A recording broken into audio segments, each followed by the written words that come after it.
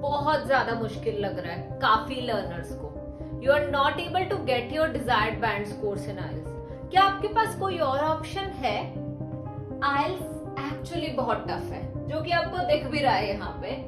Can we take, but क्या options है हमारे पास? अगर हमें कनाडा ही जाना है तो क्या हम किसी और एग्जाम के बारे में सोच सकते हैं? क्या कोई और एग्जाम इससे इजी है? So that's what we are going to talk in this video. So guys, यहाँ पे मैं बात करने वाली हूँ सेलपिप की। यार ये भी एक इंग्लिश प्रोफिशिएंसी टेस्ट ही है, ये भी आइल्स की तरह ही एक एग्जाम है एंड IRCC से इक्वली एक्सेप्टेड है। जैसे आइल्स एक्सेप्टेड है वैसे ही सेलपिप एक्सेप्टेड है IRCC से। Now CELPIP is basically the exam for students who wish to go to Canada, ठीक है। बट ये अभी रिसेंटली आया है, खाली 2-3 इयर्स ही हुआ है, ज्यादा पुराना नहीं है, तो क्या हम इसके ऊपर ट्रस्ट कर सकते हैं? क्या इनके पास प्रॉपर क्वेश्चन बैंक है या नहीं है? Let's watch the full video until the end, will get to know about all this. Now CELPIP is another English proficiency test जो कि आइल्स की तरह ही है। जैसे आइल्स में 2 मॉड्यूल्स होते हैं, एकेडमिक एंड GT, ऐसे ही सेलपिप में भी होते हैं जनरल एंड जनरल LS, ठीक है। इसमें होते हैं जनरल एंड जनरल LS। अगर हम कॉस्ट की बात करें तो सेलपिप की कॉस्ट आइल्स से कम है।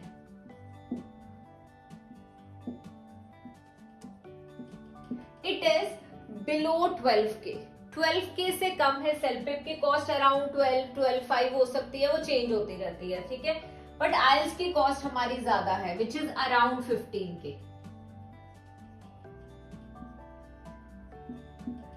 आइल्स वर्ल्ड वाइड रिकॉग्नाइज्ड है। हम कनाडा में भी अगर जाना है तो आइल्स का एग्जाम दे सकते हैं, ऑस्ट्रेलिया में भी कुछ कॉलेजेस में एक्सेप्टेड है, न्यूजीलैंड में एक्सेप्टेड है। सेलपिप की अगर हम बात करें तो यस, बट मेनली सेलपिप कनाडा में ही एक्सेप्टेड है। आइल्स में एक फिक्स पैटर्न है जो हमें फॉलो करना होता है। इसमें स्पीकिंग जो होती है ह्यूमन, ठीक है, ह्यूमन टेक योर स्पीकिंग, ठीक है, वेयर एज इन सेलपिप कंप्यूटर पे ही होती है स्पीकिंग, कंप्यूटराइज्ड, ठीक है। यहाँ पे usually human take your speaking, but otherwise कभी कभार वर्चुअल स्पीकिंग होती है। आइल्स का एग्जाम कभी भी सेम डे पे कंडक्ट नहीं होता, 2 डेज लग जाते हैं। एक डे आपका लगता है LRW के लिए या फिर WRL, क्योंकि अभी पैटर्न चेंज हुआ है, एंड एक डे आपको स्पीकिंग के लिए जाना पड़ता है, तो इसमें 2 डेज आपके लग जाते हैं। So the more the number of days, the more the fear in the mind, ऐसा होता है। Whereas in case of सेलपिप एक ही बार आपका 3 आवर का एग्जाम होगा जिसमें आपके 4 मॉड्यूल्स कवर्ड होंगे। इसमें भी reading, listening, writing and speaking ही होता है, बट जो वर्क पर्पसेस के लिए जाते हैं उनकी usually listening, speaking and writing की असेसमेंट होती है। तो हमें सेलपिप देना चाहिए या नहीं देना चाहिए, ये बात आती है। यार देखो, सेलपिप की अगर हम बात करें, सेलपिप इज द एग्जाम जो कि अभी रिसेंटली आया है, तो बहुत सारी चीजों में उनका क्वेश्चन बैंक प्रिपेयर्ड नहीं है और वो हमारे ऊपर ही वो टेस्ट करते हैं। This was one of the reasons कि मैं सेलपिप के लिए स्केप्टिकल थी। मे बी आने वाली 1-2 सालों में हो सकता है कि CELPIP will definitely be a better choice, but आज के टाइम में अगर मैं देखूं, we are not even sure कि कुछ क्वेश्चंस ऐसे हैं जो कि पहली बार हमारे ऊपर ही टेस्ट हो रहे हैं। So they do not have a proper question bank, whereas IELTS इतना पुराना है कि एक फिक्स स्ट्रक्चर, एक फिक्स पैटर्न है जो कि यूज हो रहा है।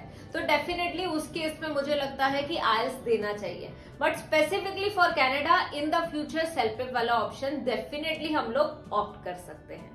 अब बात करते हैं सेलपिप की कि इसमें कौन कौन से मॉड्यूल्स में क्या होता है, वो मैं अब आपको बताने वाली हूँ। बट बिफोर दैट, जब हम आइल्स की बात करें तो आइल्स में अमेरिकन, ब्रिटिश, ऑस्ट्रेलियन, न्यूजीलैंड, ये चारों एक्सेंट्स यूज होते हैं, वेयर एज इन सेलपिप खाली नॉर्थ अमेरिकन एक्सेंट है जो कि यूज होता है, which is a good thing. Now अगर हम लिसनिंग मॉड्यूल की बात करें तो लिसनिंग में आइल्स की अगर बात करें तो 4 पार्ट्स होते हैं और हमारी 30 मिनट्स की ऑडियो प्ले होती है।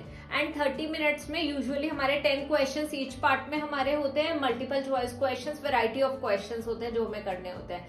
वेयरएज अगर हम सेल्फ पिप की लिसनिंग की बात करें तो वो लिसनिंग लेंदी एंड 55 मिनट्स की लिसनिंग होती है। सो यहाँ पे लिसनिंग थोड़ी सी कंपैरेटिवली आपको टफ लगेगी, लेंदी भी लगेगी। Let's come to the reading part. अगर हम सेल्फ पिप की रीडिंग की बात करें तो खाली मल्टीपल चॉइस क्वेश्चंस ही होते हैं रीडिंग में, और कोई क्वेश्चन नहीं होते हैं सेल्फ पिप की रीडिंग में। सो दैट मीन्स कि आपको सेल्फ पिप की रीडिंग तो फॉर श्योर टफ लगेगी, क्योंकि रीडिंग में हमें सबसे ज्यादा प्रॉब्लम ही मल्टीपल चॉइस क्वेश्चंस में आती है। Whereas in reading, IELTS reading, आपके पास 3 पैसेजेस होते हैं, 3 पार्ट्स होते हैं, वेराइटी ऑफ क्वेश्चंस होते हैं, true false not given, fill ups, summary completion, match the headings, multiple choice questions, matchups, classification questions.